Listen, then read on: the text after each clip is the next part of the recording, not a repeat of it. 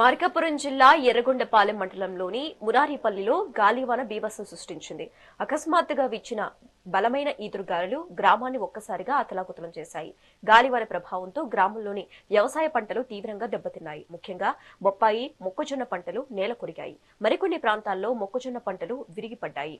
ఎంతో శ్రమించి సాగు చేసిన పంటలు ఇలా ఒక్కసారిగా నాశనం కావడంతో రైతులు తీవ్ర ఆవేదన వ్యక్తం చేస్తున్నారు.